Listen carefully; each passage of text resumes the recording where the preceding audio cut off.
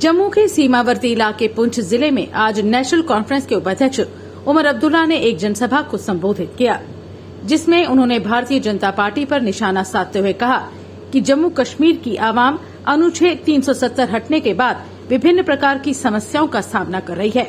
वहीं जम्मू कश्मीर का राज्य का दर्जा भी बहाल नहीं किया जा रहा। उन्होंने कहा कि बेरोजगारी और महंगाई से हर व्यक्ति पीड़ित है।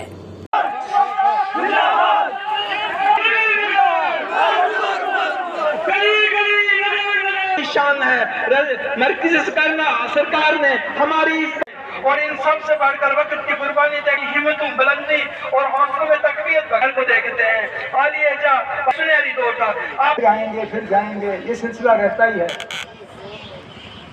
क्योंकि बाकी तो इन्होंने बहुत कुछ बिगाड़ा, अल्लाह ताला की ये दी हुई खूबसूरती ये बिगाड़ नहीं सके, लेकिन कोई नया इलाका ये टूरिज्म के नक्शे पे नहीं ला सके। अल्ताफ साहब बैठे हैं यहाँ पे, मुझे याद है इनके साथ हमने वो इको टूरिज्म विलेज इनॉग्रेट किए थे, मुगल रोड के उस तरफ भी और यहाँ पुंछ साइड पे भी खाली पड़े हुए, कोई उनका इस्तेमाल नहीं। तो फिर क्या, यहाँ के नौजवानों को एक बेहतर मुस्तकबिल आप दिखा कैसे रहे हो? क्या दिखा रहे हो आप पुंछ हवेली के नौजवानों को कि उनको ये तसल्ली हो कि हाँ मेरा मुस्तकबिल जो है वो बेहतर है? हमारी बहनों को क्या दिखा रहे हो? यहां कुछ दिया नहीं, जम्मू कश्मीर के बाहर वो जा नहीं सकते, डर लगता है आज जम्मू कश्मीर से बाहर जाने में।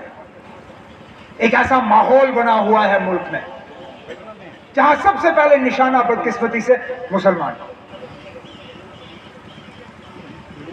एक बहुत ही खतरनाक खेल खेला जा रहा है, लोगों के जज्बात को जो है उछाला जा रहा है, हर चीज पे हमला। हमारे मस्जिदों पे आजान होती है, उस पे तकलीफ, हम हलाल मीट खाते हैं, उस पे तकलीफ,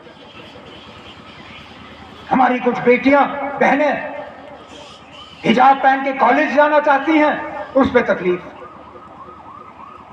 हर चीज पे। गैर कानूनी मकान बने, अरे किसने नहीं बनाए?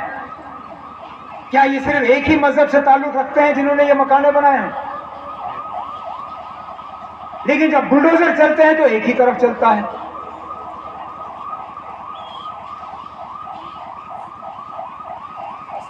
सही कहा किसी ने कि हिंदुस्तान को बदलाने की कोशिश की जा रही है। जिस हिंदुस्तान में ये कहा जाता था कि हर मजहब को बराबर के नजरिए से देखा जाएगा, किसी मजहब में फर्क नहीं होगा, उस हिंदुस्तान को तहस नहस किया जा रहा है।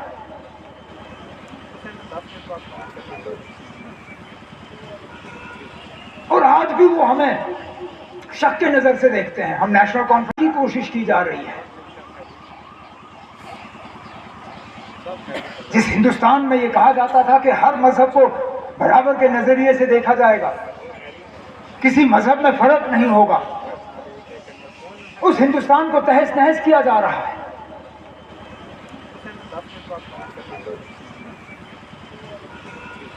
और आज भी वो हमें शक के नजर से देखते हैं। हम नेशनल कॉन्फ्रेंस वालों को समझ में नहीं आता हमारी खता क्या है, आखिर हमने किया क्या? मुल्क के साथ जुड़े रहे, कुर्बानियां दी, हजारों के तादाद में हमारे वर्कर मारे गए, जम्मू साइड में भी, कश्मीर साइड में भी। कितने मेरे साथी यहां स्टेज पे बैठे हुए जिन पे हमले हुए हैं, जो बाल बाल बचे। अब हमारी गलती सिर्फ ये कि हमने पड़ोसी मुल्क के साथ दोस्ती की बात की।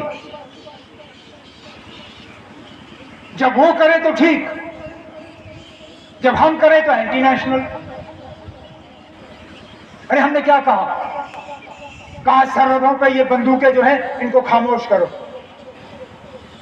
सरहद के आसपास रहने वाले लोग जो हैं उनको अमन की जिंदगी जो है गुजरने दो, उनको अपना माल मवेशी लेना होता है फेंस के उस तरफ, लेने की इजाजत दी जाए। हमने इनको वाजपेयी साहब के अल्फाज याद दिलाए जब उन्होंने कहा कि दोस्त बदलाए जा सकते हैं, पड़ोसी बदलाया नहीं जा सकता। हमने उनको वो याद दिलाया जब ये एक दूसरे को जंग की धमकियां दे रहे थे। हम कहते थे जंग से कुछ हासिल नहीं होगा, जो हासिल होगा दोस्ती से होगा। क्या यही हमारा कसूर? और आखिर उसी बात पे आए, सीज फायर किस बात का नतीजा? क्या आपने आपस में एक दूसरे से बात की? आज वो बंदूकें खामोश हैं जिनकी हमने बात की। तो फिर हमारी क्या खता, हमारा क्या कसूर? क्या हम यहां के लोगों की इज्जत की बात करते हैं, उनकी पहचान की बात करते हैं, उनकी वकार की बात करते हैं? यहां कुछ लोगों को बहुत जल्दी है कि हमारा जो हिस्ट्री है वो मिटाया जाए। अब हम रियासत जिनकी हमने बात की, तो फिर हमारी क्या खता, हमारा क्या कसूर? क्या हम यहां के लोगों की इज्जत की बात करते हैं, उनकी पहचान की बात करते हैं, उनकी वकार की बात करते हैं? यहां कुछ लोगों को बहुत जल्दी है कि हमारा जो हिस्ट्री है वो मिटाया जाए। अब हम रियासत थे, इंशाल्लाह फिर रियासत बनेंगे। पार्लियामेंट में इन लोगों का वादा है कि ये हमें रियासत का दर्जा वापस देंगे, लेकिन देखो कितनी जल्दी ये हर चीज से रियासत हटाना चाहते हैं। हम जब एसआरटीसी की गाड़ियां देखते थे, उन पर नाम लिखा होता था J&K state road transport corporation state. आज जब मैं आ रहा था तो आरटीसी की ट्रकें नजर आई, उस स्टेट लफ्ज पे ही उन्होंने रंग लगाया हुआ है, उन्हें कंपनी का नाम ही बदल दिया। आप देखें एसआरटीसी की बसें ट्रकें, उन पे अब लिखा है J&K रोड ट्रांसपोर्ट कॉर्पोरेशन, जैसे हम कभी स्टेट थे ही नहीं, जैसे हम फिर कभी बनेंगे ही नहीं। हम इतनी जल्दी हार कबूल करने के लिए तैयार नहीं है, वो कितना भी चाहें, वो कितना भी चाहें। हम इन चीजों पे रंग नहीं लगाएंगे, हम इन चीजों को मिटाएंगे नहीं। आखिरकार ये हमारे साथ एक वादा था। हम सड़कों पे नहीं उतरे, हमने एहतजाज नहीं किया। एजाज ने कहा कि आप पुंछ के लोगों को कहो वो सड़कों पर उतरेंगे, नहीं, मैं पुंछ के लोगों को सड़कों पर नहीं उतारूंगा। मैं यहां पे किसी को गिरफ्तार करने का बहाना नहीं दूंगा, किसी पे टीयर गैस या खुदा ना खास्ता गोली चलाने का बहाना नहीं दूंगा। हम लड़ेंगे इंसाफ हासिल करने के लिए, हम लड़ेंगे अपना हक हासिल करने के लिए, लेकिन पुरअमन तरीके से। हम कानून को अपने हाथ में नहीं लेंगे, हम यहां का माहौल नहीं बिगाड़ेंगे, हम लोगों को एक दूसरे के साथ लड़वाएंगे नहीं। हमें जो दरवाजे खटखटाने होंगे हम खटखटाएंगे। और हाल ही में सुप्रीम कोर्ट के जो चीफ जस्टिस हैं, उन्होंने जम्मू कश्मीर के लोगों को यकीन दिलाया है कि सुप्रीम कोर्ट की गर्मियों की छुट्टी के बाद जो 370 को लेके केस, 8वां साल हो गया मुझे कुर्सी छोड़े हुए, महबूबा मुफ्ती को कुर्सी छोड़े हुए 3-4 साल हो गए। मरकज की हुकूमत रही यहां 18 के बाद, कहां गई वो तरक्की? मुझे तो दिखा नहीं। जहां हमने सड़कें छोड़ी, सड़कों का वही हाल, जहां पुल बने थे पुल का वही हाल, जहां दफ्तर बना था दफ्तर का वही हाल। जो हेल्थ सेंटर हमने अपग्रेड किए वही, जो स्कूल हमने अपग्रेड किए वही, जो वाटर सप्लाई स्कीमें हमने दी वही। अरे खुदारा, 4 साल में अगर और कुछ नहीं तो मुगल रोड के लिए, टनल के लिए संगे बुनियाद ही रखते। मैं मानता कि हाँ जनाब आप कुछ कर रहे हो, बाकी मुल्क को रेल के साथ जोड़ने के लिए अपना सर्वे ही पूरा किया होता। मैं कहता हाँ जनाब आपके इरादे सही है, बेशक वक्त लगा होगा लेकिन आपके इरादे सही है। आपने कम से कम सर्वे का काम किया। मैं नहीं तो यहां छोटे बच्चे जो हैं वो ख्वाब देख सकेंगे कि कभी ना कभी वो पुंछ जो है रेल से आएंगे, वो भी नहीं। कहा था कारखाने लगेंगे, कौन सा नया कारखाना लगा? उल्टा जो कारखाने लगा रहे थे वो आज खुदकुशी करने पे सोचते हैं, क्या जनाब हमारा कारखाना ही नहीं चल रहा, क्या करें? बस हर 6 महीने के बाद आप कहीं अरब मुल्क से 2-4 लोगों को लाते हो, उनको यहां टूर कराते हो, कहते हो ना ये आएंगे।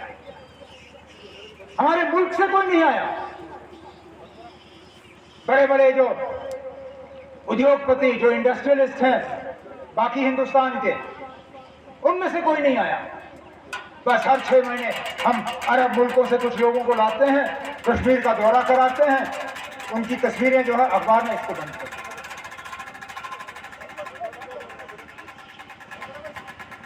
उनकी तस्वीर जो है अखबार में दिखाते हैं और कहते हैं देखो जी ये करिश्मा हुआ, आज शोशा बनता है टूरिज्म पे, देखो जी टूरिस्ट आ रहे हैं। ये बड़ा अच्छा है, आने चाहिए, लेकिन खुदारा मुझे बताओ जनाब उस टूरिस्ट का यहां के इलाकों को क्या फायदा? अगर श्रीनगर के टूरिस्ट का पुंछ के मेरे भाई को फायदा होता, मैं कहता बड़ी अच्छी बात है। हम लोगों को एक दूसरे के साथ लड़वाएंगे नहीं, हमें जो दरवाजे खटखटाने होंगे हम खटखटाएंगे। और हाल ही में सुप्रीम कोर्ट के जो चीफ जस्टिस हैं उन्होंने जम्मू कश्मीर के लोगों को यकीन दिलाया है कि सुप्रीम कोर्ट की गर्मियों की छुट्टी के बाद जो 370 को लेके केस सुप्रीम कोर्ट में है उन पे सुनवाई शुरू होगी।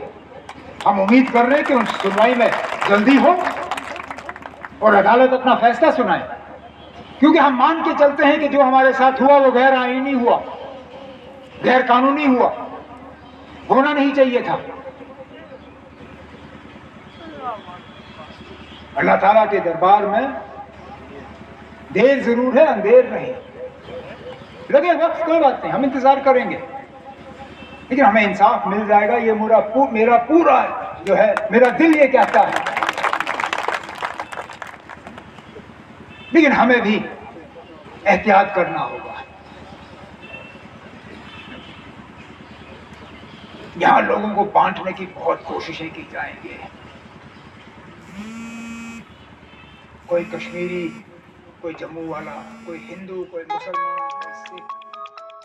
For more updates, do subscribe our YouTube channel and don't forget to hit the bell notification icon. And if you are watching this video on Facebook, do follow our Facebook page.